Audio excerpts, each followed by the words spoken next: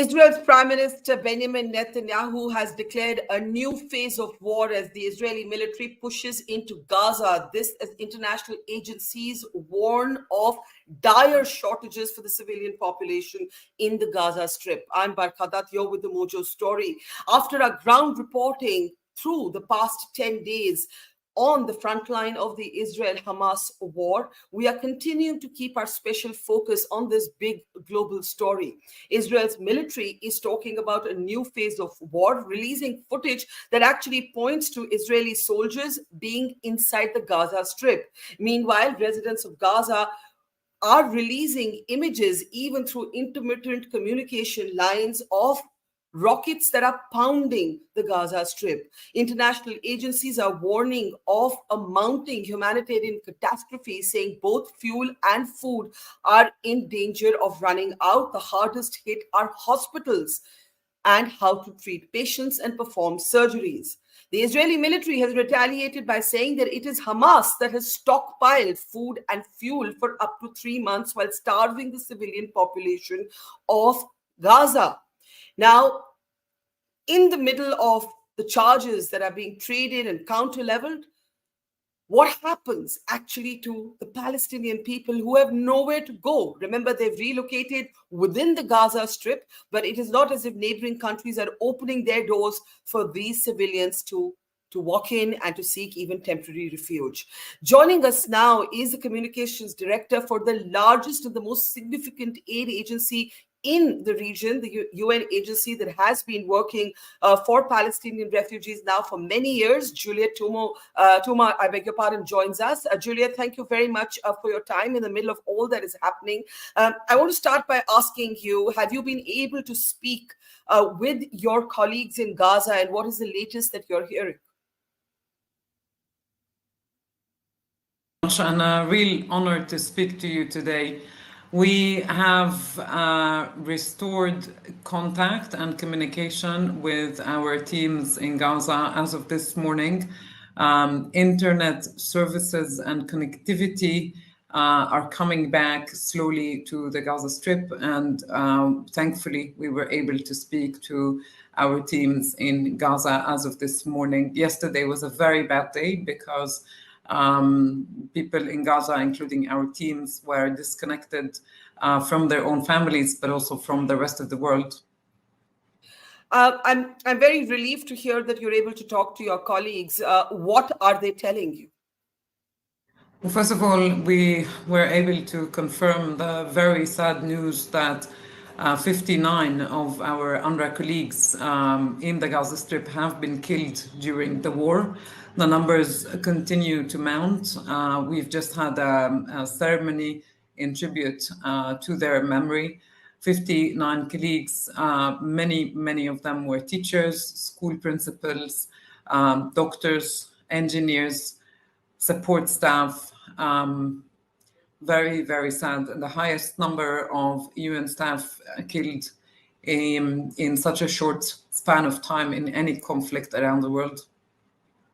It is catastrophic what is happening, but the Israeli military has declared a new phase of war. They've released footage to show that their troops are now inside of Gaza. Where are most civilians taking refuge or shelter? So civilians have come to our shelters.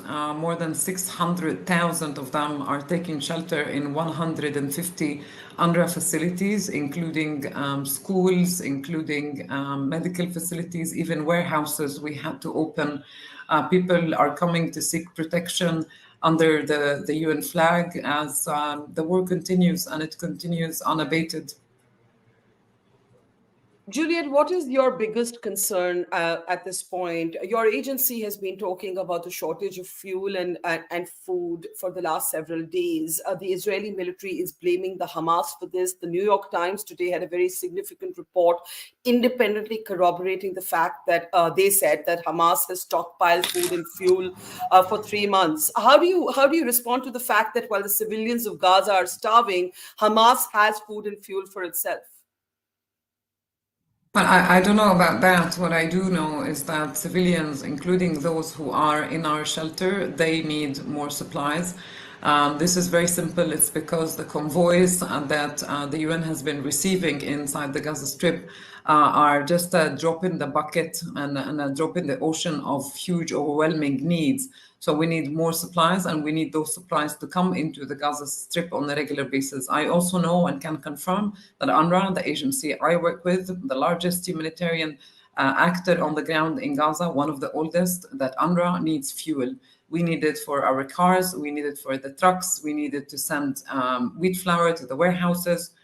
So fuel is absolutely fundamental and critical, and we have been asking for a regular flow of supplies on these convoys, and that these convoys also include fuel on them, which we haven't had since the 7th of October. Israel has not agreed to allow fuel, in my understanding, to come in from the Rafah crossing at the Egypt border. And you're saying fuel is critical. Your agency and other aid groups urgently need fuel. Yes, we need fuel on these convoys that are coming into the Gaza Strip. UNRWA needs fuel for the support of its operations, its humanitarian operations in response to huge needs on the ground in the Gaza Strip.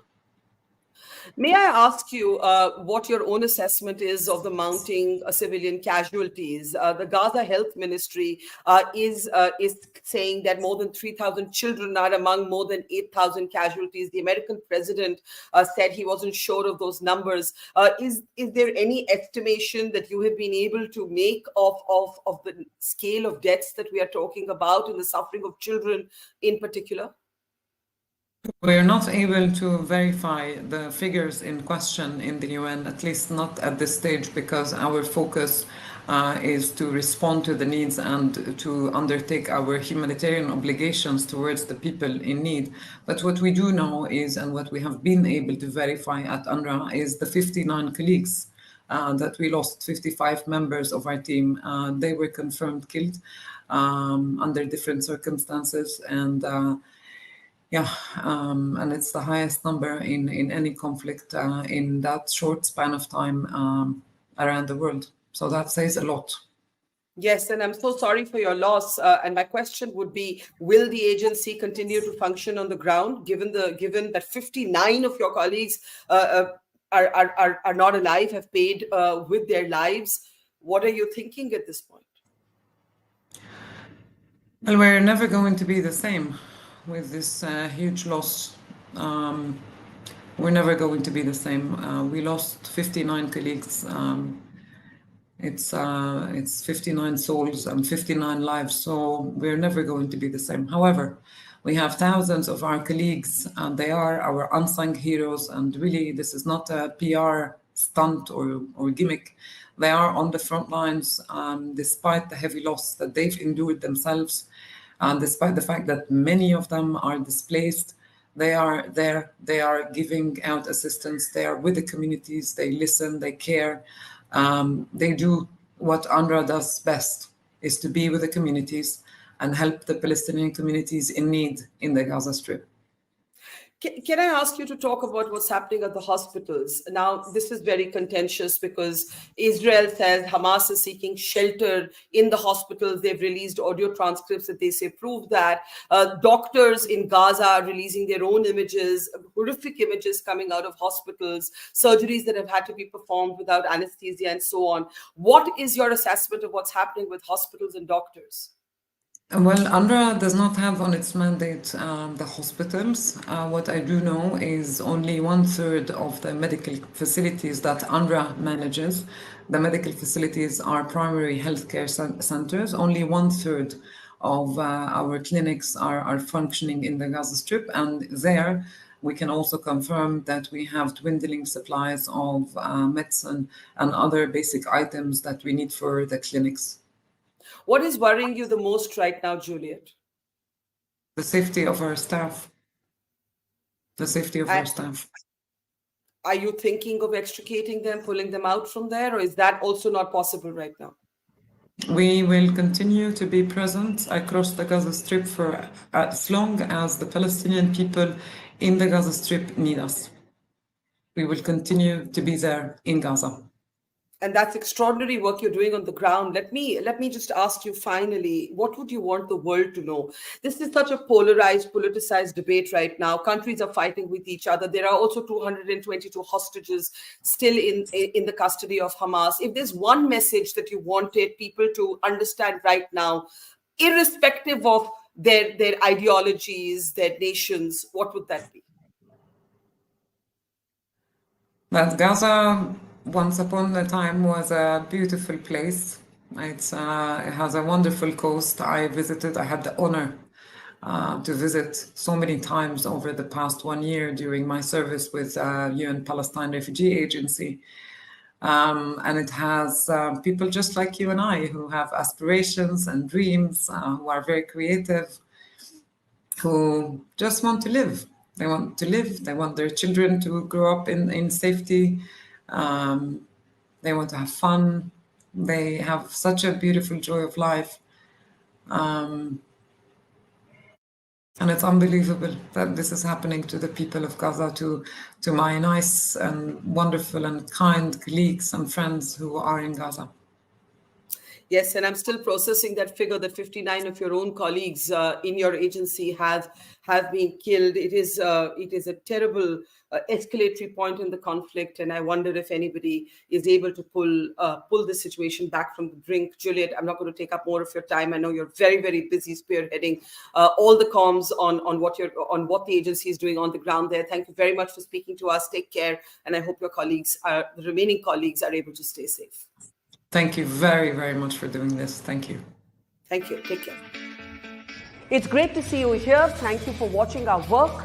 If you haven't subscribed yet, don't forget to click the bell icon and subscribe to Mojo Story and support independent, robust journalism.